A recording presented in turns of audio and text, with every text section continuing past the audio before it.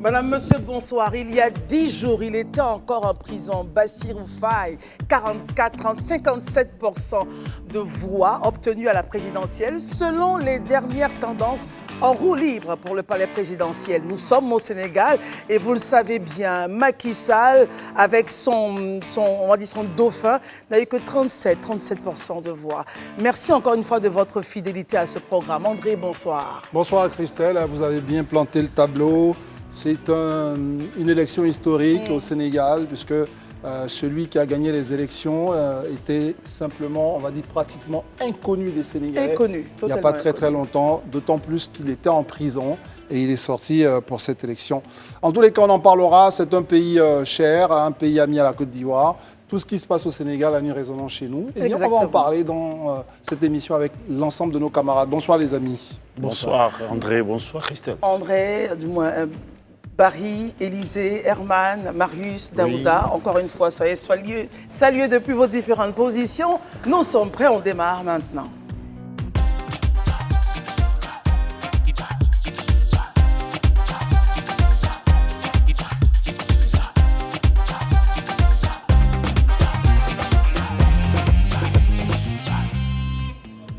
L'analyse de ce qui se passe au Sénégal sera le cœur de notre actualité ce soir. André, c'est une élection historique. On ne l'attendait pas. Le Sip-Tutu, le doublon de Sonko, donc, prend les rênes.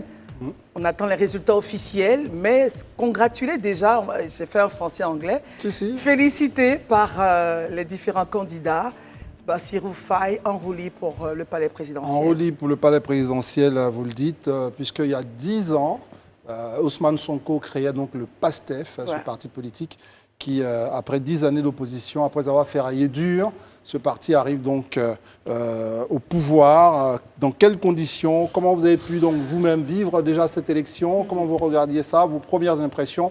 Et puis très rapidement, on va essayer de se prononcer sur ce qui est pour nous les secrets ou du moins le secret d'une victoire. S'il y en a d'autres, on dira. Commençons par vous, Barry, parce que vous êtes doctorant, vous êtes un observateur de la vie politique de nos nations, vous connaissez bien la situation du Sénégal. Alors, quelles sont vos premières impressions? Si vous voulez, je vous demande, est-ce que vous êtes surpris? Surpris, non. Vu les dernières dynamiques autour de la mobilisation de la candidature de Bassirou Diomaye Faye, il ne faut pas occulter le fait que Maître Abdoulaye Wade, secrétaire général du Parti démocratique sénégalais, le PDS, qui est un parti de droite, a quand même apporté son appui à Diomaye Faye, qui est du PASTEF, qui est un parti de gauche ou peut-être d'aucuns diraient d'extrême gauche. Donc, oui, même un parti même souverainiste de gauche. C'est un parti souverainiste de gauche. Et donc, c'est une première que ça se fait au Sénégal. C'est vrai que par le passé, le PS, le Parti socialiste, avait appuyé Macky Sall en 2012, mais il y avait eu à l'époque une bisbille entre Khalifa Sall, qui est candidat à l'élection, et Feu Ousmane Tanor Dieng, qui était le secrétaire général. Donc, déjà, c'est cette information-là. Mais on a aussi vu qu'au niveau de la jeunesse, Bassirou Diomaye Faye et Ousmane Sonko arrivaient quand même à s'illustrer. Et selon les tendances qu'on a, ils se sont imposés dans toutes les grandes villes. Ce qui veut dire, connaissant la sociologie électorale du Sénégal, c'était sûr qu'il allait gagner. Parce que le milieu rural seul ne peut pas faire passer un candidat. Mais quand vous vous penchez plus sur la question, on voit que le PASTEF, depuis leur avènement, ils se sont saisis des grandes questions d'État. C'est-à-dire que des grandes questions de société. Ils ont commencé par le franc CFA. Ensuite, ils ont, en griffe, ils se sont appropriés les questions internationales, avec notamment les relations avec la France. Ensuite, ils ont attaqué la question du pétrole qui avait été attribué, les gisements de pétrole et de gaz qui avaient été attribués à Total. Et à l'époque, ils avaient fait tomber M. Thierno Aliou Sall, qui est le jeune frère du président Macky Sall, qui était passé à la trappe, comme on aime à le dire. Donc le PASTEF s'est investi, le PASTEF s'est approprié des grandes thématiques et c'est à travers ça que le PASTEF a occupé la scène politique sénégalaise. Et quand on regarde l'évolution du scoring électoral du PASTEF, on n'est pas forcément surpris parce qu'en 2019, pour la première présidentielle, Ousmane Sonko, il arrive en 3e position avec près de 15% des voix devant Idrissa Seck et le président Macky Sall qui n'était accrédité que de 52%, je crois, des voix. Donc déjà, c'était un premier pas. Mais revenons à Bassirou Diomaye Faye, il s'est présenté aux élections municipales à Ndiaganiao, c'est à Thiès. Il avait été battu, mais il avait été accrédité après de près de 17% des voix. Mais là, on voit que de circonstance en circonstance, parce que les circonstances aussi ont joué en faveur du PASTEF. Très bien. Voilà, donc pour le moment... En tout cas, vous nous avez dit que c'est tout un ensemble de faisceaux qui vous amène à ne pas être surpris de cette tendance-là. Élisée Boloube, quel regard vous avez justement, et surtout les enseignements que vous tirez de la victoire probable de Bassirou Faye, et aussi, on va parler aussi de leur vision de la gouvernance du Sénégal. Bon, moi, déjà, mes premières impressions, c'est déjà des sentiments de soulagement. Parce que quand on a vu un peu le virage que le Sénégal prenait, disons, en janvier, fin janvier, début février. Avec la crise, les morts, voilà, tout avec cela, la décision du président de reporter les élections. Vraiment, on était tous un peu inquiets quand on sait ce que le Sénégal représente quand même dans la sphère politique ou je dirais dans la sphère démocratique dans notre sous-région. C'était un exemple, c'était un modèle qui a toujours été suivi. On avait un peu peur. C'est vrai, ça avait suscité beaucoup de craintes, mais comme les Sénégalais savent tous se retrouver, ils ont su vraiment régler cette crise-là pour qu'on en arrive justement à ces élections-là qui étaient donc prévues par la Constitution. Moi, je tenais en tout cas à saluer l'ensemble de la classe politique sénégalaise pour, je dis, son esprit républicain. C'est vrai que ça avait été difficile dès le départ, mais c'est aussi ça la force des hommes, savoir reconnaître ses erreurs et puis revenir corriger ses erreurs et puis à rentrer dans l'histoire. C'est vrai, aujourd'hui, beaucoup de gens... Qui rentre dans l'histoire ? Mais je dirais que, et non seulement ceux qui ont été élus, mais Macky Sall.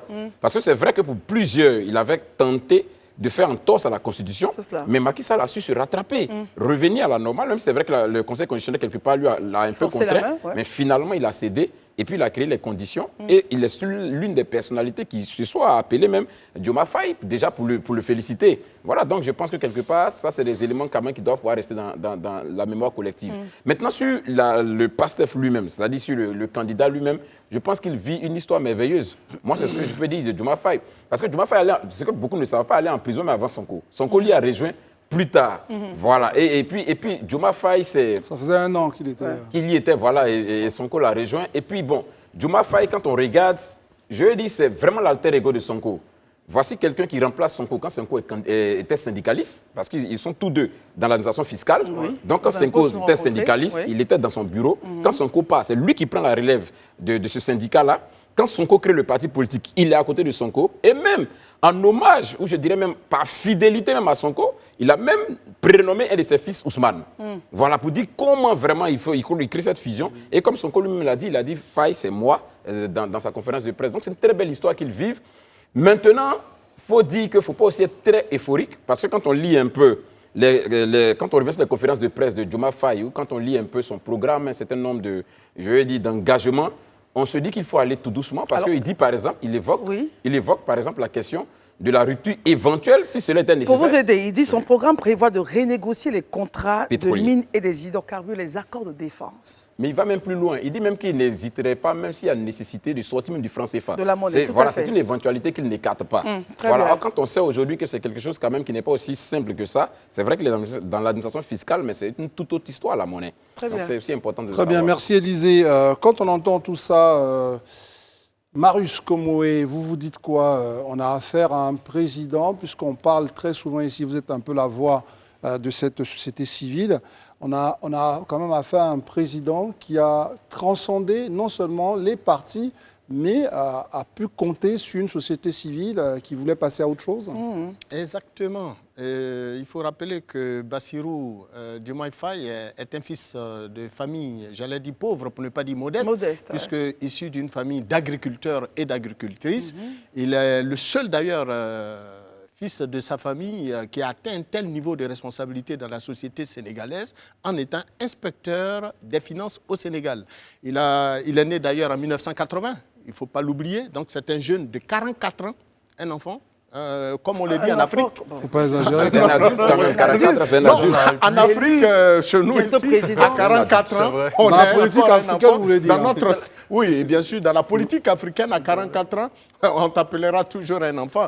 Mais n'empêche que, malgré son jeune âge, aux côtés d'Ousmane Sonko, il a mené la lutte, non seulement syndicale, mais également la lutte politique pour se hisser à ce niveau de responsabilité au niveau de son pays. C'est un parcours qui devrait édifier l'ensemble de notre jeunesse, l'ensemble de nos populations en Afrique, plus précisément de l'Ouest, de sorte à ce que, quel que soit le niveau le niveau de formation académique, pour ne pas dire le niveau de responsabilité sociétale qui est la nôtre, nous puissions naturellement transcender nos efforts pour atteindre des responsabilités au plus haut niveau du sommet de l'État. Et c'est une bravoure, et il faut le féliciter. Et il faut dire tout simplement qu'aux côtés d'Ousmane Sonko, nous attendons qu'ils mettent véritablement en œuvre leur programme de société et leur projet de gouvernance qui a permis donc à la jeunesse sénégalaise, dans sa grande majorité, j'ai failli dire la jeunesse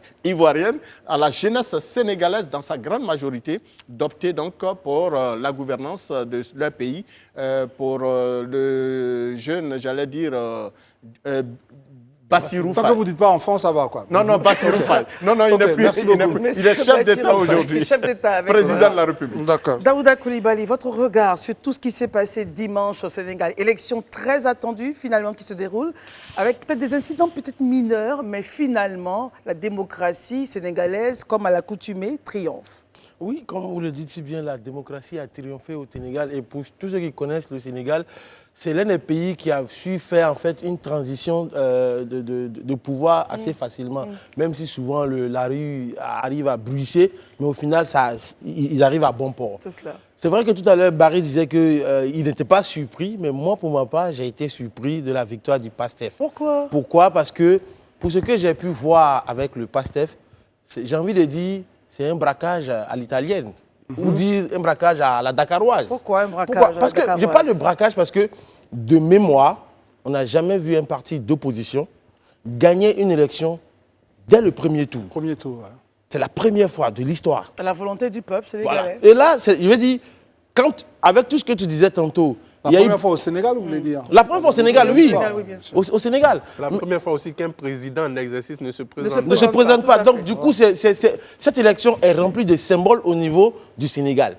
La deuxième chose qui est importante de dire, c'est que, je veux dire, quelque part, c'est vrai que tu disais que Macky Sall sort par la grande porte, oui, mais quelque part, quand on regarde tous les agissements qui ont été menés par Macky Sall jusqu'à présent. La porte se rétrécit. Voilà, on a l'impression que, quelque part, sans s'en rendre compte, le parti au pouvoir a fait le jeu de l'opposition, finalement présenter Sonko comme un martyr, mais la chose la plus importante, ce n'est pas comme chez nous ici, où Sonko sait que lui, il ne peut pas se présenter parce qu'il est au cours d'une action judiciaire. Il fait la passe. Chez nous, à ici, son qui est Sonko? Dites clairement les choses, on ne comprend pas bien. Si vous voulez que je dise non, je peux le dire clairement. Ouais. Parce que ici, en Côte d'Ivoire, on a vu aujourd'hui Laurent Gbagbo qui est sur le coup d'une sanction judiciaire qui, malgré cela, dit « je suis candidat ». Or, au Sénégal, pour donner, il fait place à Bassirou Faye, Diomaye, pour que ce dernier-là aille à la lutte. Et finalement, les élections lui ont donné raison. De dire, aujourd'hui, moi j'ai envie de dire, Sonko, c'est le faiseur de roi au Sénégal. Très bien. Merci Daouda. Et puis quand même, il faut qu'on revienne aussi sur le rôle de la presse. On en parlera, je crois qu'on fera un tour de table. Mais avant ça, parce que journaliste que vous êtes, vous avez vu comment ce scrutin-là, il y a eu beaucoup d'enseignements à tirer, dont le rôle de la presse dans l'annonce des résultats.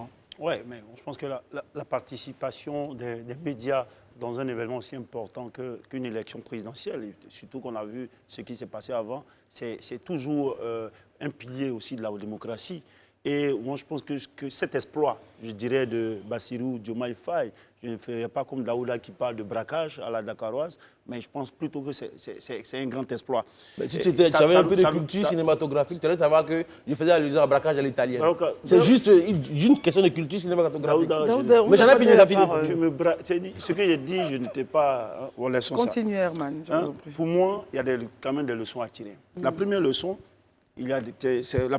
c'est la participation des populations à à la protection, à la préservation de cette démocratie. On a vu depuis 2021 où les ennuis avec Macky Sall sur son cours ont commencé. On a vu comment est-ce que le peuple, à chaque fois, pour faire garder au Sénégal sa réputation de pays assez démocratique, est toujours intervenu pour préserver la chose démocratique. Deuxième chose, c'est, je pourrais dire, la force des institutions.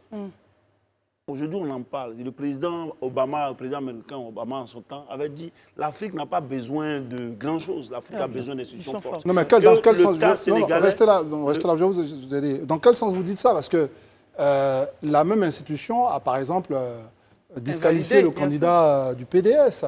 Vous voyez ce que je veux dire? Non. Ce que je veux vous faire comprendre, enfin, là, je veux comprendre, mais je vais vous poser la question là-dessus. Okay. L'institution est forte à vos yeux parce que tout le monde accepte ce qu'elle a décidé. Exactement. Oui, mais où j'en viens? On est quitté où?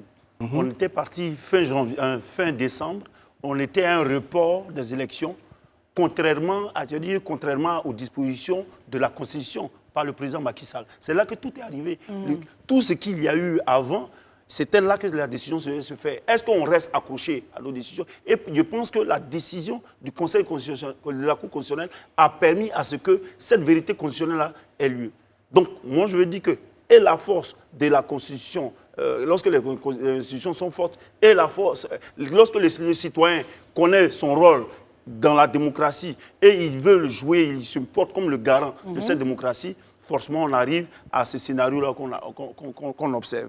Maintenant, pour terminer, Daouda a bien fait de parler, de faire une analogie avec le cas ivoirien. C'est vrai, Sonko, ça c'est aussi une leçon qui donne même à la gauche africaine.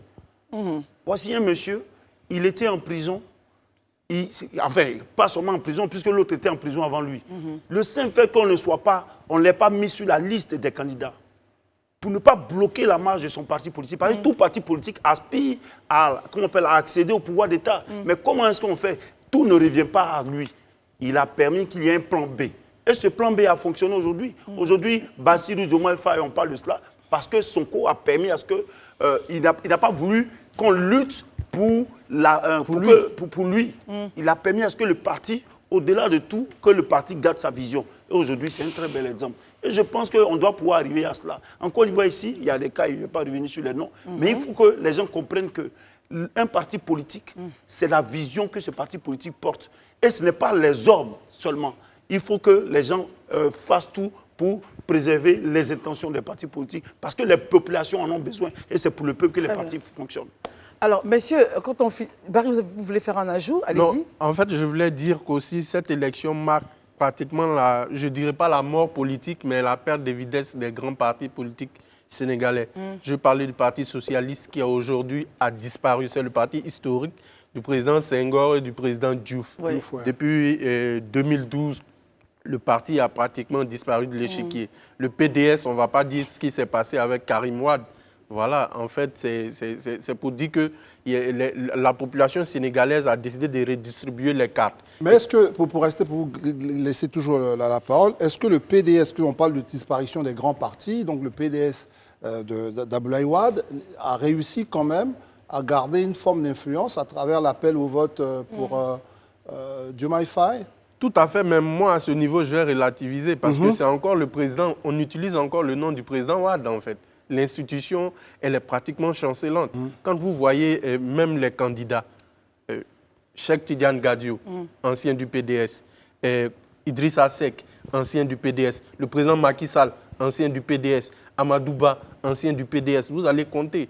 Le PDS s'est effrité au cours des années. Aujourd'hui, c'est seulement le nom d'Abdoulaye Wade qui est porteur. Karim ne s'est plus présenté à une élection. La seule élection à laquelle Karim s'est présenté, il a subi une déculottée en 2007 à la mairie de Dakar.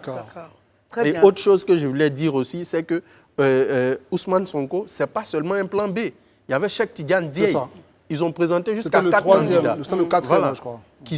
Pour que si un est recalé, il y a toujours un plan. Donc, ça pour dire que c'est aussi un enseignement en tactique politique qu'ils ont donné à la plupart des partis africains. Alors justement, restons sur la tactique africaine. Et ça, c'est très important. On va rester dessus, là. Ça nous intéresse, ça. Parce que Ousmane Sonko a plusieurs plans. Il est à la manœuvre, il est le leader.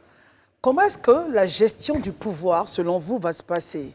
Est-ce qu'au fur et à mesure, leurs relations vont s'effriter parce qu'il y a d'autres partis qui vont entrer dans la balance au vu des alliances? Comment est-ce que vous observez tout ceci? Je resterai avec Élysée. Allez-y pour cette réponse-là. Non, moi je pense que je ne dirais pas qu'on reviendrait à un schéma Poutine-Medvedev, mais voilà, ça veut dire un schéma où le Premier ministre même peut-être a un peu plus d'influence que le président. Jusque-là, c'est vrai, il n'a pas encore formé le gouvernement. Mais je pense que Diomaye Faye, de toute façon, tire sa popularité de celle de Sonko. Il n'est rien sans Sonko. Il ne tire serait rien toute sans sa popularité de Sonko. Ça, c'est indéniable. La preuve, quand il sort de prison, on voit déjà la première déclaration de Sonko. Sonko dit Diomaye Faye, c'est Sonko.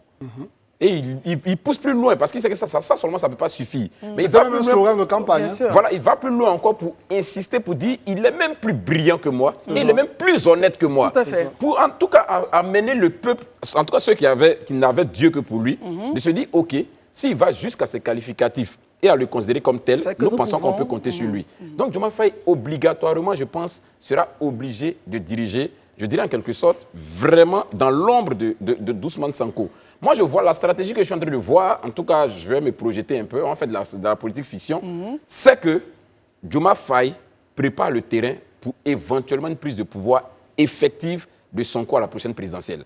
C'est un peu dans ce schéma-là qu'ils seront, parce que l'objectif, in fine, je pense, c'est de voir vraiment Ousmane Sonko diriger le Sénégal. Ça, je pense que c'est un plan qu'entre eux, ils ont conçu, mais aujourd'hui, la force des choses, n'ayant pas permis cela, ils vont travailler, maintenant qu'ils ont le pouvoir d'État, à faire en sorte que cette passation-là ait lieu. Réaction, qu'est-ce que vous pensez de ce scénario-là d'abord, Herman? Moi, ce scénario, bon, on peut le dire ainsi. Je pense que même si on est encore loin. En même temps, Diomaye Faye, comme vous l'avez bien vu, c'est quand même un profil aussi. Donc je veux dire, forcément, dans l'exercice du pouvoir, dans la pratique du pouvoir, il peut aussi imprimer sa personnalité. On n'est pas vraiment, je ne crois pas qu'on soit dans un schéma à la russe. Mais moi, il y a un aspect sur lequel je pense que les deux sont d'accord. C'est les thématiques qu'ils ont choisies eux-mêmes, d'abord pour leur parti politique et même pour leur slogan de campagne, pour un Sénégal souverain, juste et prospère. Après, le parti politique PASTEF, c'est quoi? Patriote africain du Sénégal pour le travail, l'éthique et la fraternité. PASTEF. Tant qu'ils restent dans ce schéma-là, ce qui porte, c'est-à-dire on voit ça dans tout le programme qu'ils ont dressé, ce sont ces piliers, travailler à la bonne gouvernance, travailler à combattre la corruption. Tant qu'ils restent dans ce schéma-là, ils vont pouvoir faire en sorte soyez pas trop pressé. Élysée est là, je sens qu'il n'est pas très d'accord avec tout ça. Moi, je pense qu'il faut qu'on soit un peu réaliste. Le Sénégal, c'est vrai, reste le Sénégal, mais on est en Afrique. La question des idéologies, la question des programmes de gouvernement, les gens n'en ont cure. Les gens regardent plutôt la personnalité. Ce qui a monté, toute l'influence de Sonko, c'est en réalité ce que Sonko déjà a posé comme acte depuis 2014, quand il a créé le parti. N'oublions pas que Sonko était 3e à la présidentielle de 2019. Ça veut dire déjà qu'il a une certaine popularité. Sans oublier que les persécutions, si je peux l'exprimer ainsi, qu'il a subies, ont renforcé dans l'opinion un certain sentiment vis-à-vis de...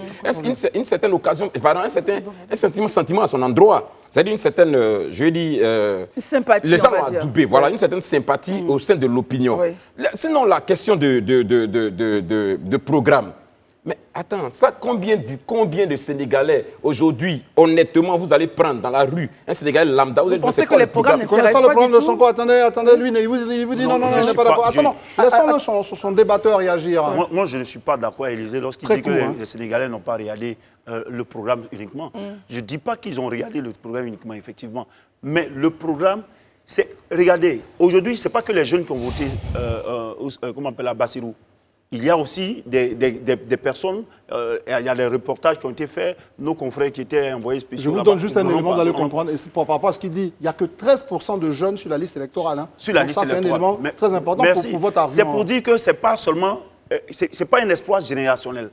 C'est tout le Sénégal qui en avait ras-le-bol du système ancien qui a voulu changer de paradigme. Et mieux, moi je pense qu'il est donc au PASTEF de faire en sorte de regarder les attentes du peuple derrière ce vote. Quelle est votre réaction sur le sujet? Et ça, c'est le programme. Marius Komoé, Élysée estime surtout qu'il y a un leader de la société civile. Imaginez que vous êtes deux têtes. Comment vous gérez cela? Est-ce que les gens viennent par rapport à vous, Marius Komoé, ou bien par rapport à votre programme? On ne sait pas, votre point de vue. Sauf cataclysme d'ivresse du pouvoir. On pourrait naturellement assister à ce que développait tantôt Herman. Mais pour des gens qui sont quand même imbibés dans le monde de la défense des droits et de la protection des intérêts de leurs concitoyens, et donc des syndicalistes dans l'âme, comme Ousmane Sonko et Diomaye Faye. Diomaye Faye. Il ne faut pas perdre de vue, comme l'a dit Élysée, qu'Ousmane Sonko est le mentor de Diomaye Faye. Et donc, ces deux personnalités qui se connaissent depuis le syndicalisme, ils ont commencé leur lutte avec les syndicats pour se retrouver aujourd'hui avec un parti politique. Mais tout à l'heure, dans vos propos, vous parliez de l'ivresse du pouvoir qui pourrait appeler une scission entre les deux. Ah oui, tout à fait. Vous savez, la gestion du pouvoir... L'ivresse du pouvoir, c'est quoi être dans le syndicalisme, on est toujours animé par des revendications de bonnes intentions pour le peuple, pour ses syndiqués. Mais une fois arrivé au pouvoir où on a les mannes, des décisions, des affaires entre ses mains, eh bien, à un moment donné, on peut se dire, bon, écoutez, je n'ai plus d'ordre à recevoir de quiconque, je décide. Et puis, n'oubliez pas, les à côté du pouvoir, ceux qui accompagnent, par exemple, le leader national et qui lui donnent souvent de mauvaises orientations ou qui empruntent souvent des voies qui ne sont pas autorisées. Et c'est tout cela que nous appelons l'ivresse du pouvoir. Parce qu'à partir d'un certain moment, il peut ne plus écouter son mentor. À partir d'un certain moment, il peut se dire, bon, mais je suis chef d'État, président de la République, élu par ma population, eh bien, il me revient à moi de décider. Merci. Autre enseignement, vous n'avez cessé de le marteler. Et bien entendu, cela peut créer des divergences de point de vue. Absolument. Ça, on a entendu, ça permet un peu de donner, je ne vais pas dire de clôturer, mais en tout cas d'équilibrer un peu les propos des uns et des autres. Vous l'avez souvent répété, on l'a dit, on l'a entendu, il est né en 1980, il a 44 ans. Le renouvellement de génération serait-il en marche et la Côte d'Ivoire serait-elle peut-être en train de regarder ce qui se passe au Sénégal? Première réaction d'Aouda, il faut qu'on se prononce là-dessus parce que je veux qu'on ait quand même, c'est une sorte de vase communicant. Est-ce que c'est une situation qui commence à intéresser les Ivoiriens, à se dire, oh, la jeunesse a son bon et c'est tout à fait intéressant? Oui, mais je pense que les Ivoiriens regardent ça de très près. Quand aujourd'hui, la situation que vit le Sénégal, c'est pratiquement la même situation qu'on vit ici en Côte d'Ivoire. Certains Ivoiriens souhaitent que l'ex-président Laurent Gbagbo et le président en exercice Alassane Ouattara aillent se reposer et donnent la place à une nouvelle génération. Mais bon, on a déjà vu M. Laurent Gbagbo dire qu'il est candidat. Est-ce que M. Alassane Ouattara va se présenter? On ne sait pas d'abord. Mais je pense que le souhait de la majorité des Ivoiriens, c'est de voir un jeune à la tête qu'on appelle ça, du pouvoir. Mais la différence avec le Sénégal, c'est que quand on fait une comparaison entre la Côte d'Ivoire et le Sénégal, les jeunes ont pris leur destin en main. Notamment Sonko et Diomaye Faye, même les autres candidats qui étaient là, ils étaient très jeunes. Ils ont pris leur destin en main parce qu'ils ont compris que le pouvoir ne se lègue pas. Ce n'est pas un héritage, on l'arrache. Ils l'ont arraché à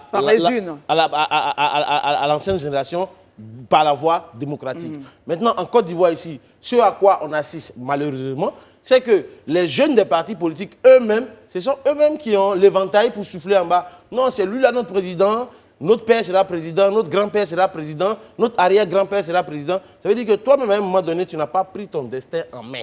Donc si tu ne prends pas en main, qu'est-ce qu'on peut faire? On va laisser les doyens gérer. Faute. Alors justement, je regarde, je crois Élysée qui n'est pas peut-être en accord avec les propos de Daouda. Comment vous réagissez justement à ce changement générationnel? Non, je pense que pour répondre à une telle question, il faut faire... la comparaison doit tenir compte d'un certain nombre d'éléments, entre autres les contextes qui ne sont forcément pas les mêmes.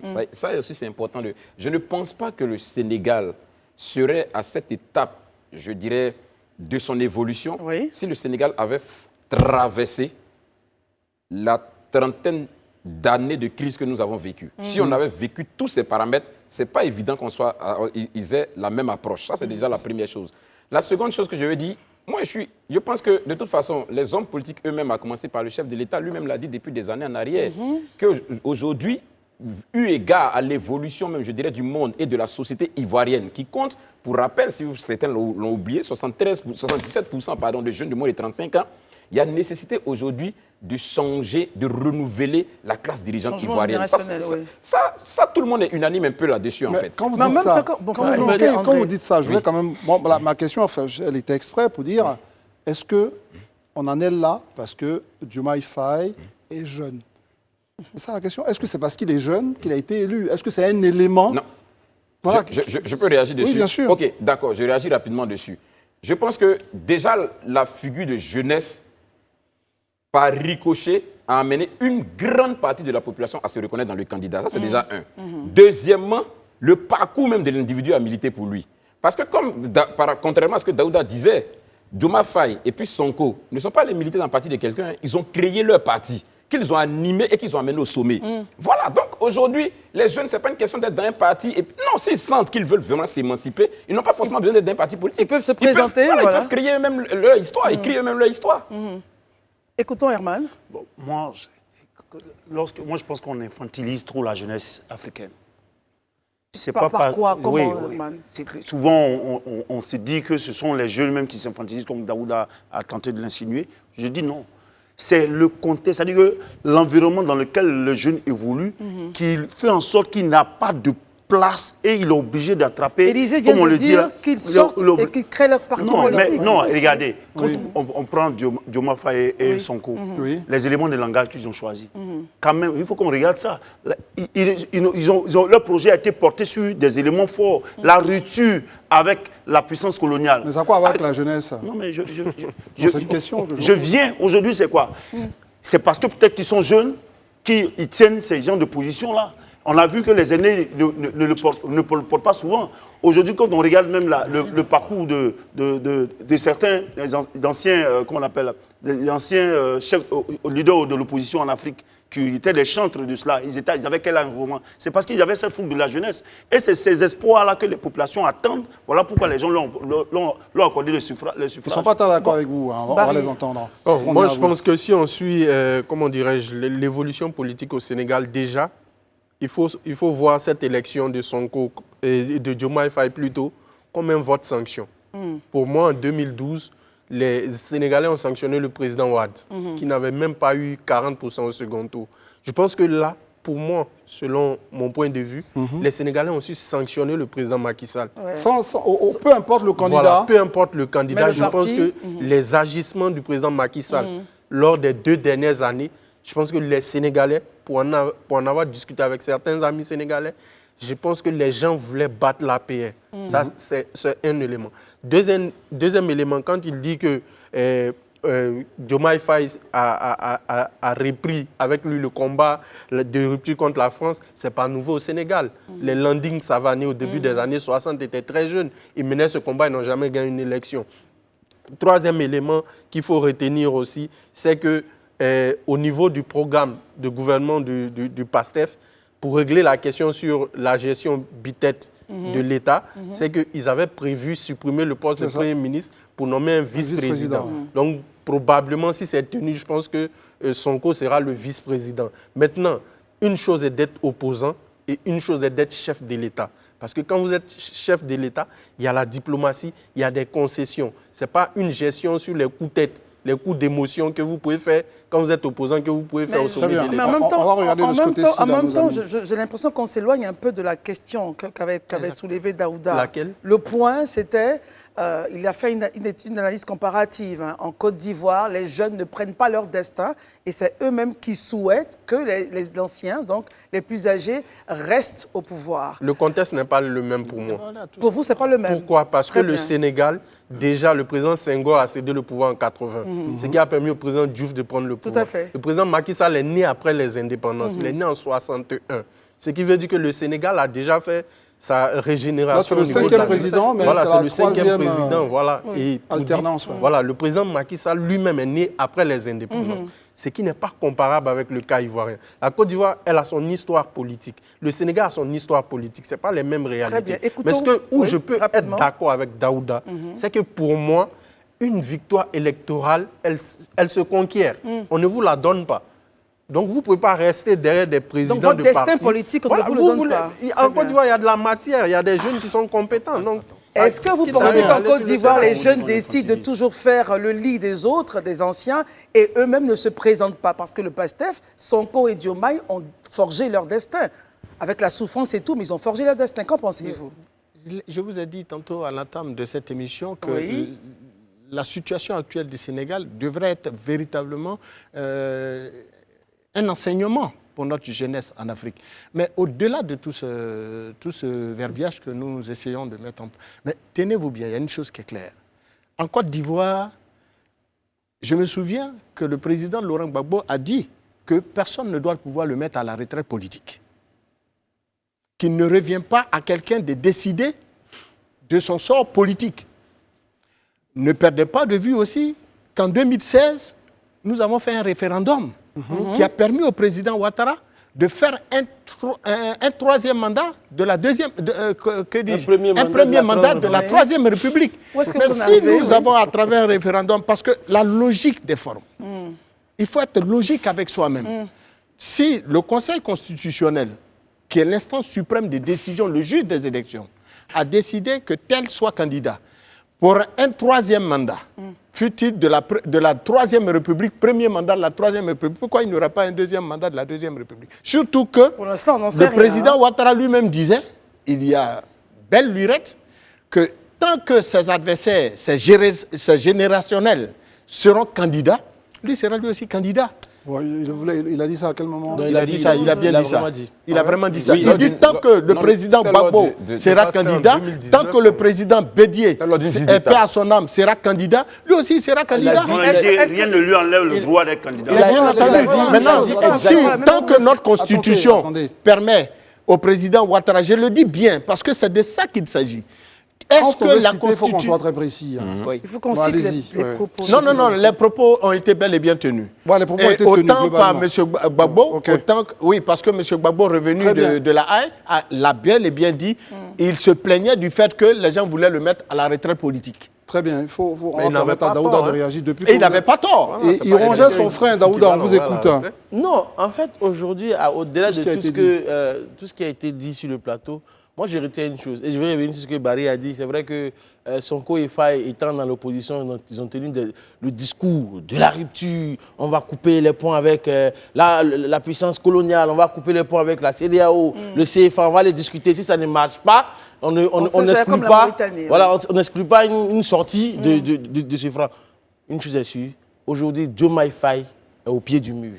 Et c'est au pied du mur qu'on voit le vrai maçon. Parce qu'il y a des discours populistes qu'on peut tenir. Oui, bien sûr. Mais cette fois-ci, il est à l'œuvre. On verra bien qu'est-ce qu'il va faire. Mais nous souhaitons, moi je parle de ce principe-là, je souhaite que, parce que dans l'esprit de certaines personnes, le fait que Bassirou Diomaye Faye soit là, c'est un autre allié, sûrement en griffe de l'AES, qui ne pense pas ça, parce qu'au niveau de l'AES, c'est des putschistes. Non, je ne dirais pas des putschistes, je dirais que c'est une transition militaire, et de l'autre côté, c'est une élection démocratique qui s'est passée. C'est le peuple sénégalais qui a décidé de dire, nous on veut... Je peux continuer? Voilà. C'est le peuple sénégalais qui, au-dessus de tout ce que Diomaye Faye et Bassirou, Diomaye Faye et Sonko ont dit, ils ont décidé de leur porter leur voix pour qu'ils soient à la tête du Sénégal. Donc on verra la suite des événements. Comment vous voyez l'avenir, on va dire, du Sénégal dans les mains de souverainistes, dans les mains de... quelqu'un parlait donc de doux rêveurs, c'est une façon de dire, des populistes. Comment vous voyez l'avenir du Sénégal dans les mains de cette nouvelle génération de leaders qui veut tout changer rapidement et qui se donne vraiment une grande pression, celle de modifier drastiquement la vie de leurs concitoyens? On commence par vous et on fait le tour. Ouais. Mais moi, je pense que ce n'est pas parce qu'ils sont si jeunes que les Sénégalais ont choisi Diomaye Faye et Sonko. Ils les ont soutenus par rapport à un combat qu'ils ont mené. Et le combat qu'ils ont mené, je disais ça tout à l'heure, c'est les combats de rupture, de souverainisme. C'est cette thématique qui effraie certaines personnes dans notre sous-région. Mais c'est des aspirations aujourd'hui des populations qui sont dans nos régions. Et ce projet-là qu'ils ont présenté aux populations, moi j'estime que pour pouvoir gagner toujours la confiance des populations, c'est à eux de venir rester collés sur le projet et ne rien changer au projet qui a fait qu'ils ont eu, comment on appelle les suffrages des populations. Et ça, c'est important. S'ils viennent changer, après, il ne faudrait pas qu'ils s'étonnent aussi que les mêmes populations se lèvent contre... les populations ne doivent pas voter pour venir faire la cour à une quelconque puissance. On va faire le tour rapidement. Élisée Boloubé, comment est-ce que vous voyez justement la gestion du Sénégal par le duo, enfin, oui, Faye, Sonko? Moi, je reste pertinemment convaincu. Vous savez, il y a des discours qu'on tient quand on est, comme les uns l'ont dit, dans l'opposition, mais quand on est dans la réalité du régime, pas qu'on se contredit. mais c'est parce que la gestion d'un État l'impose. C'est cela. Voilà, il y a des choses, quand on est hors du système ou quand on est hors d'un pouvoir d'État, on peut dire, mais quand on est au pouvoir d'État, il y a des réalités qui rattrapent toujours. Et moi, je suis convaincu que Sonko et Diomaye Faye, qui sont des jeunes très intelligents, sauront trouver vraiment le juste milieu, l'adéquation nécessaire entre vraiment le système et puis ce qu'ils veulent changer. Votre petit tour de table, très rapide. Il faut y croire. Il faut y croire à cette jeunesse. Il faut croire véritablement à la volonté d'Ousmane Sonko et de son binôme Bassirou de conduire le Sénégal à bon port en mettant en œuvre tout simplement leur projet de société et leur programme de gouvernance. Daouda, on terminera avec vous. En tout cas, moi je dis félicitations à Diomaye Faye et puis joyeux anniversaire aussi à Diomaye Faye parce qu'aujourd'hui, c'est son anniversaire. Vraiment, très beau cadeau que le ciel lui fait et que les Sénégalais lui donnent. Bonne chance à lui et bon vent au Sénégal. Barry, je disais Daouda, mais on terminera avec vous. Bon, je pense que pour moi, c'est maintenant que le travail commence. Ils ont bâti une campagne autour des thématiques, comme Herman l'a dit. Maintenant, il y a un Parlement au Sénégal. Ils ne sont pas majoritaires à l'Assemblée nationale. C'est une réalité qu'il faut prendre en compte. Et le Sénégal, ce n'est pas certains pays. Il y a une opinion publique très forte au Sénégal. Oui. Donc, et aussi, il faut noter qu'ils n'ont jamais... Aucun parmi eux n'a été ministre, aucun n'a été Premier ministre. Donc c'est la première fois qu'ils se familiarisent avec les Sonko, il est maire de Ziguinchor. Oui, c'est vrai, maire, mais ministre et maire, ça fait deux choses différentes. Et aussi, je voudrais terminer mon propos par saluer les généraux Mbaye Cissé et Moussa Fall, le chef d'état-major des armées et le patron de la gendarmerie. Parce que beaucoup les ont poussés. Hein. Voilà, les gens, c'est pas... Les fameux démocrates, là. Voilà, on les a poussés à prendre le pouvoir, mais ils sont restés droits dans leurs bottes. L'armée, son rôle, c'est la défense de l'intégrité territoriale. La politique aux politiciens. Et c'est une leçon pour toutes les personnes qui pensent que la démocratie, c'est un modèle qui ne peut pas marcher en Afrique. La démocratie marche, et elle marche bien. Il faut juste qu'on l'accepte. Et qu'on soit de bonne foi. Surtout. Bravo au Sénégal pour cette démonstration de la grande démocratie à la sénégalaise qu'on aime. On espère l'avoir en tout cas se dupliquer dans tous nos États africains. Restez avec nous. Merci d'être avec nous. Le grand talk continue et nos amis sont toujours avec nous. André, Daouda, Marius, Barry, Herman. Élisée nous a quittés pour laisser sa place à Monsieur Diabaté Germain, André. Il est secrétaire général du syndicat national des professeurs du secondaire de Côte d'Ivoire. Aïe, aïe, aïe, aïe, aïe, Diabaté Germain, il a des choses à dire, puisqu'il y a un syndicaliste, hein, rappelez-vous, récemment, a fait une sortie dans la presse. Il est du syndicat donc, des agents... Une vidéo diffusée le 14 mars. Oui, bien sûr, le syndicat des agents des impôts, il me semble. Et donc, il a déclaré simplement que des affectations se faisaient dans les services des impôts qui ne correspondaient pas à leur vision en tous les cas. Est-ce que c'était une attaque contre ces enseignants-là qui se retrouvaient dans les services des impôts ? Une chose est sûre, beaucoup de réactions, dont la réaction du directeur général de la fonction publique. Mais ce soir, il est avec nous, Diabaté Germain, pour donner lui aussi son petit avis sur la question. Alors, nous, on vous écoute. Vous n'êtes pas content parce que, justement, vous avez été... Enfin, dans la déclaration, le syndicaliste disait que les professeurs d'EPS se retrouvaient aux impôts et qu'ils ne comprenaient pas pourquoi un professeur d'EPS se retrouvait aux impôts. Okay. Merci bien, madame. Notre plaisir. J'ai été même surpris de voir un fonctionnaire qui attaque ses camarades fonctionnaires. Ah. C'est ça l'élément. Parce que lorsqu'on est engagé à la fonction publique, vous êtes fonctionnaire. Oui. Donc vous n'avez pas le droit de limiter cette migration-là. Ce n'est pas votre rôle. Il y a ce qu'on appelle la fonction publique qui emploie tous les fonctionnaires de Côte d'Ivoire. Et de façon technique, c'est cette administration-là qui fait la mobilité au sein de l'administration. Voilà. Donc, voir un fonctionnaire dire qu'il y a des fonctionnaires qui n'ont pas la compétence d'être aux impôts, je me sens indigné. Principalement les professeurs d'EPS. Parce que je suis quand même le secrétaire national des professeurs du syndicat des professeurs de Côte d'Ivoire, du secondaire de Côte d'Ivoire. Et en notre sein, on a aussi des professeurs d'EPS. Donc, c'est un syndicat qui s'étend. Et donc, lorsque un fonctionnaire s'attaque à ma corporation, j'ai réagi. Très bien, Diabaté Germain. Mais est-ce qu'on peut sortir un moment de l'émotion et se dire simplement qu'à un moment, on peut s'interroger de la présence, par exemple, d'un professeur d'EPS dans une salle de classe pour donner des cours de maths? Est-ce qu'à un moment, ce n'est pas des questions qu'on peut se poser? Oui, on peut se poser ces questions. Mais vous savez qu'aussi au niveau du ministère de l'Éducation nationale, il y a la bivalence. Comme vous êtes en train, il y a la bivalence. Il y a des professeurs qui font SVT, qui font mathématiques, d'autres font... Oui, ça existe déjà. C'est intéressant. Mais comme vous le dites tout à l'heure, l'élément l'élément crucial, c'est lorsque on dit les professeurs, les enseignants ne doivent pas être ailleurs que dans les salles de classe. Que dans les salles de classe. Alors, revenons un peu à la palabre, pour bien comprendre et que nos téléspectateurs puissent comprendre. Alors, il se plaint de ce que on retrouve des personnes là, selon lui, où il ne faut pas. Dans votre explicatif maintenant, expliquez comment un professeur pourrait, à sa volonté, au regard de ce que la fonction publique lui donne comme droit, pouvoir se retrouver aux impôts ou en finance. Juste faire comprendre cela aux téléspectateurs. En fait, il faut comprendre qu'avant d'être professeur, on fait une formation. Je prends le cas du professeur DPS, parce que ça il s'agit. Après sa formation, il peut développer d'autres compétences. D'autres compétences. Il peut faire la comptabilité, il peut faire les ressources humaines. Et après ça, au niveau de la fonction publique, il y a ce qu'on appelle la mobilité. C'est ça. Voilà, la mobilité, vous savez bien, le ministre de la fonction, le directeur de la fonction publique l'a bien expliqué. Donc, il y a un processus qui est mis en place et on renseigne. Et lorsqu'on renseigne, le ministère qui doit t'accueillir valide. C'est ça. Donc, si on valide, ça veut dire que tu as les aptitudes à être dans ce ministère-là. Tout à fait. Donc, un fonctionnaire ne peut pas s'asseoir pour dire pourquoi tel ou tel se retrouve dans mon ministère. Ce n'est pas son rôle. Ce n'est pas son rôle. Erwan? Oui, moi, ma question, elle est un peu mathématique. Hein. Oui, allons-y. Est-ce que, pendant qu'on constate un certain déficit d'enseignants dans plusieurs disciplines, notamment en mathématiques ou en sport, en EPS, et que ces enseignants-là, qui sont formés pour être enseignants dans ces disciplines-là, parce qu'ils ont droit à la mobilité, se retrouvent ailleurs où on n'a pas, je ne dis pas qu'on n'a pas forcément besoin d'eux, pendant que leur importance est constatée où ils ont été formés pour. Merci bien, monsieur. C'est le problème crucial aujourd'hui du ministère de l'Éducation nationale. Cette fuite des cerveaux-là est due à quelque chose.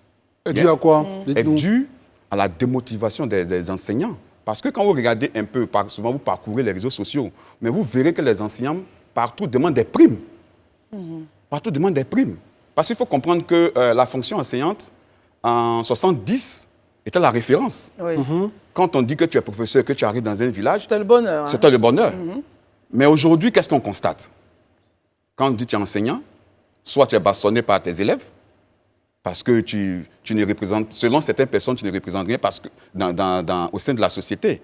C'est ça le véritable. C'est là le fondement, c'est ce qui est fondamental. D'où le départ, justement. D'où le départ. Pourquoi les enseignants quittent l'enseignement et vont dans d'autres ministères? Est-ce que vous êtes en train de nous dire que c'est plus juteux ailleurs? Parce que c'est ça aussi la question. Oui, c'est ça, le bien-être. Vous, c'est un sacerdoce, l'enseignement. Oui, c'est vrai. Ce qui prime, c'est cette volonté sacrificielle de se mettre au service de la société.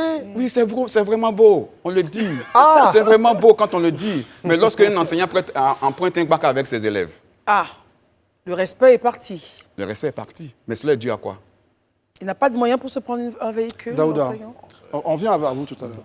Monsieur Diabaté, je pense que tout à l'heure, vous parliez des primes pour les enseignants. Tout à fait. OK. Mais tout à l'heure, vous disiez que les enseignants avant, ils étaient bien traités. Mais jusqu'à présent, quand on regarde dans le code de la fonction publique, en termes de traitement, les enseignants sont les mieux traités. Vous ne me direz pas le contraire. Non, quand en termes de salaire. Non. Exemple, quand on prend quelqu'un qui a un grade A3 et un enseignant grade A3, ils n'ont pas le même salaire. L'enseignant touche mieux que lui. Oui. Par exemple. Si on se base sur ce que vous êtes en train de dire pour dire que l'enseignant a le meilleur salaire, bien est mieux payé au niveau de la fonction publique, c'est vrai. C'est un fait. C'est un fait, c'est vrai. Quel est le problème? Le problème, c'est les accessoires. Parce qu'en fait, M. Diabaté, je vais aller un peu plus loin. Oui. Vous parlez de primes. Oui. Mais au ministère de la Culture, il n'y a pas de primes. Au ministère de comment on appelle ça? De la solidarité, il n'y a pas de primes. Oui. Mais parce que si vous, aujourd'hui, qui avez un bon traitement salarial, vous dites, nous aussi, on veut des primes, c'est vrai qu'on est mieux traités. Finalement, je pense que tous les fonctionnaires de Côte d'Ivoire, les 250 000 ou 260 000 fonctionnaires, sont en droit de demander la même chose que vous. Oui, mais c'est ça. Si vous voyez aujourd'hui le débat qui s'est fait, allez un peu loin avec les centrales qui ont signé la trêve. Les centrales qui ont signé la trêve. Le débat est d'actualité. Tous les autres ministères demandent des primes, ce n'est pas seulement les enseignants. Allez-y, renseignez-vous. Vous verrez. Vous verrez. Est-ce qu'aujourd'hui, vous mettez cette trêve sociale entre griffes? Non, pour l'heure, nous ne mettons pas la trêve sociale. Pour l'heure, nous ne mettons pas la trêve sociale en griffes parce que depuis 2017, comme je le dis bien, nous avons signé la grève parce que je fais partie de la plateforme nationale dirigée par Zadi Nyanya. Et en 2017, c'est nous qui avons initié cette question de trêve. Et nous sommes à la 2e édition de la trêve sociale. Donc nous respectons toujours nos engagements. Donc vous avez vu pendant cette période, de 2017 jusqu'en 2022, aucun syndicat, je dis bien aucun syndicat de la plateforme nationale n'a manifesté le désir d'aller en grève. Mais pourquoi c'est maintenant nous exprimer sur la question au niveau du ministère de l'Éducation nationale? Mais il y a un blocage. Il y a un blocage au niveau des discussions sectorielles. Oui. Peut-être que vous n'avez pas l'information, mais les 11 fêtières réunies ont pondu une déclaration pour dire que nous sortons des discussions avec le ministère de l'Éducation nationale. Renseignez, vous verrez. Et pourquoi vous sortez? Parce que ça bouge pas. Parce que quand même la ministre est présentée comme une centre du dialogue. Exactement, qui fait des efforts, etc. Oui, c'est ce qu'on dit. Mais dans la pratique, est-ce que c'est ce qui est fait? Qu'est-ce qui est fait dans la pratique? Si je vous dis qu'aujourd'hui, on a vu notre ministre qu'il a reçu les fonctionnaires, les enseignants, les syndicats, une seule fois, pour parler véritablement. Et elle nous a dit que ça faisait 3 jours qu'on venait de lui remettre nos revendications. Alors que nous avons travaillé, il y avait déjà de cela 1 mois, pratiquement, que nous avons bouclé. Mais aujourd'hui, nous constatons qu'on nous tourne en bureau au niveau du ministère de l'Éducation nationale. D'où les 11 fêtières, puisqu'on a 11 fêtières qui sont réunies, sont sortis, où je vous parle, sont sortis, ils ont fait une déclaration pour dire qu'eux, ils n'acceptent plus de s'asseoir autour de cette table de discussion parce qu'ils ne voient pas l'horizon. Vous n'allez pas rompre la trêve sociale, mais ça, c'est un autre sujet, on aura l'occasion d'en parler. Marius. J'ai écouté avec beaucoup d'intérêt M. Diabaté Germain. C'est du syndicalisme, on est tous dans le même moule. N'empêche que quand on regarde véritablement le système éducatif de notre pays, il y a beaucoup aussi à reprocher au corps enseignant. Est-ce qu'il vous arrive de faire votre mea culpa face justement... Qu'est-ce que vous leur reprochez, Marius? Bien entendu, je termine. Et donc, de faire votre mea culpa face donc à la déliquescence, j'allais dire, de notre système scolaire éducatif en Côte d'Ivoire. Parce que le niveau des élèves est très bas. Les enseignants sont totalement démotivés. Ils préfèrent peut-être aller aux impôts. Eh bien voilà. Voilà, mais c'est la question. C'est pourquoi il dit ce qui est fondamental, tout ce que nous sommes en train de dire là. Il y a une démotivation aujourd'hui au ministère de l'Éducation. Dans le corps enseignant. Cela est dû au fait que nous réclamons des primes. Mais pourquoi ne pas avoir passé des concours pour aller dans des ministères? C'est-à-dire améliorer notre condition sociale. Voilà. Améliorer nos conditions sociales. Est-ce que vous comprenez? Améliorer nos conditions sociales. Ce n'est pas seulement le volet pécuniaire que nous revendiquons. Ce n'est pas seulement le volet pécuniaire que nous revendiquons. Allez-y dans les écoles, vous verrez.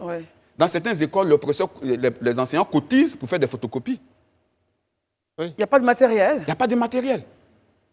Quoi d'autre? Les classes. Non, je le confirme. Là. Quand vous prenez les classes, il y a souvent près de 100 élèves dans une classe. Oui. Et on peut faire combien de devoirs? Dans le public? Dans le public, on peut faire combien de devoirs? L'évaluation, combien de devoirs on peut? 1 à 2, pas plus. Pas plus. Mais les élèves même n'ont pas de documents, n'ont pas de support didactique. Malheureusement. Moi, je suis professeur de maths. Tu fais un cours, l'enfant n'a pas de documents. Tu dis, bon, je te donne un exercice à faire à la maison, un exercice de renforcement. Mais l'enfant n'a même pas de documents. Et tu n'as pas de moyens.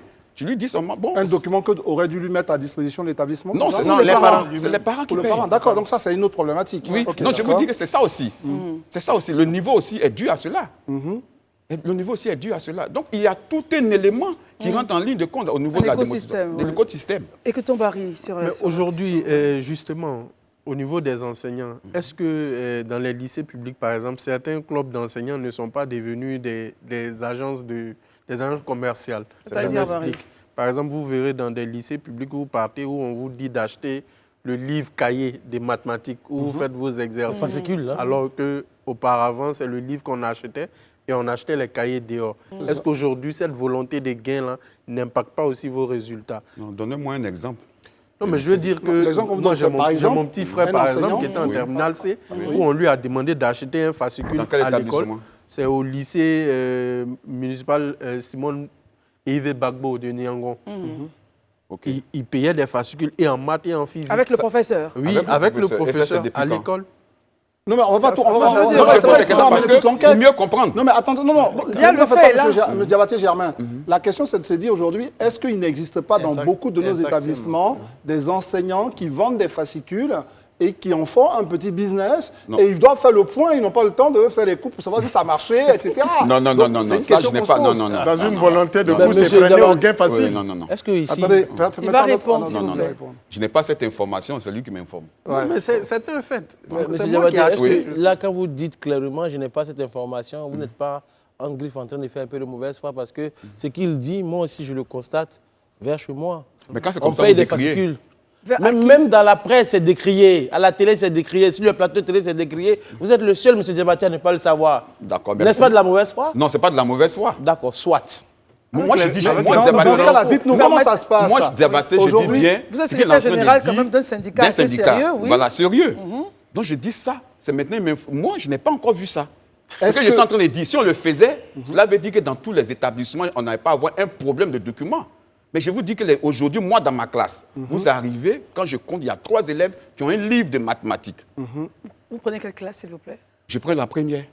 L'année dernière, j'avais la terminale. Je vous ai donné le nom de l'établissement, vous pouvez vérifier. Non, mais ça, on n'a même pas besoin, parce que quand même, en tant que journaliste, on a quand même plusieurs fois entendu les élèves se plaindre de fascicules, des enseignants qui font acheter des fascicules, qui vendent des fascicules, etc. Il faut même lui ramener la question de cours et renforcement, qui est devenue aujourd'hui une obligation. Est-ce que tout ça, mais quand vous posez toutes ces questions, Herman, permettons à M. Diabaté Germain d'y répondre. Est-ce que ce n'est pas tout ça? Parce que non, moi, je parle de la fuite des cerveaux, parce que si on est en train de parler de M. Michael Dougrou et de son syndicat qui disent non, nous, ils arrivent trop chez nous, ce n'est pas parce que vous êtes en train de fuir un système pour aller vers un autre qui serait plus juteux. Qui serait plus juteux ou peut-être que les gars sont plus à l'aise là-bas. C'est ça, c'est ce que j'étais en train de dire tout à l'heure. J'ai dit ce que nous sommes en train de dire. Il y a un problème véritable.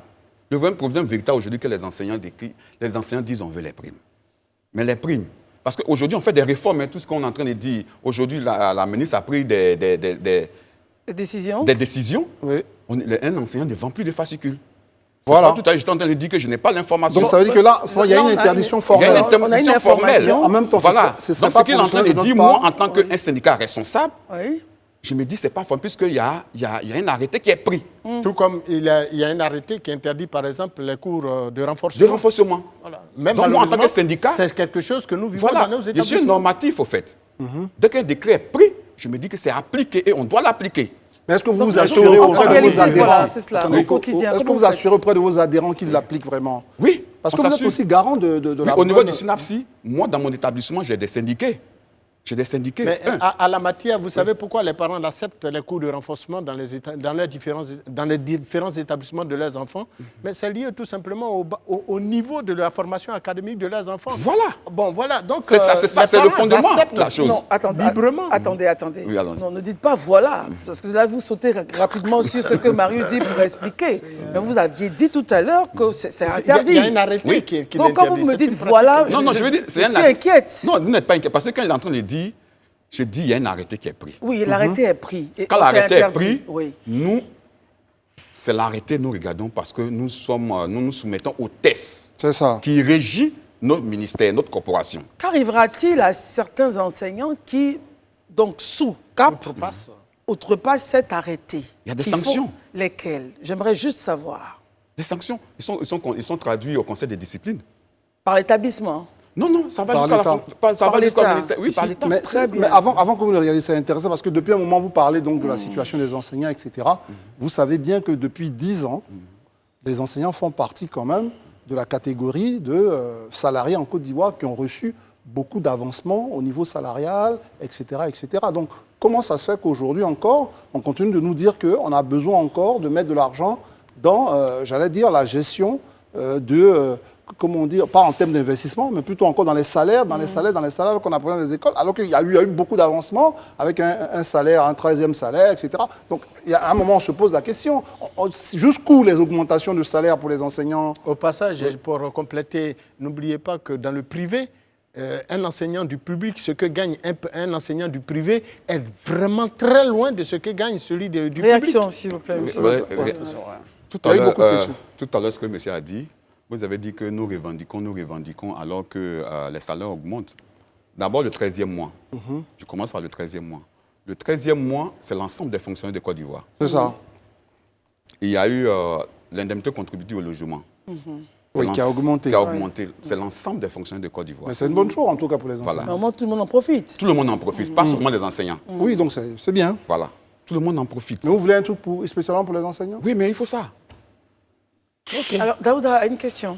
Oui. Monsieur Diabaté, moi, je voulais encore revenir sur la question des primes. Oui. C'est très important. C'est Je pense très que important. vous y tenez, dur comme fer. Mais aujourd'hui, dernièrement, la ministre de la fonction publique il y a une circulaire qui est sortie qui disait que tous les enseignants qui étaient dans un travail administratif, s'ils veulent garder toujours le même privilège en termes d'indice, quand on sait que l'indice des enseignants est plus élevé que l'indice des administratifs, s'ils veulent garder le privilège, ils doivent repartir à l'enseignement.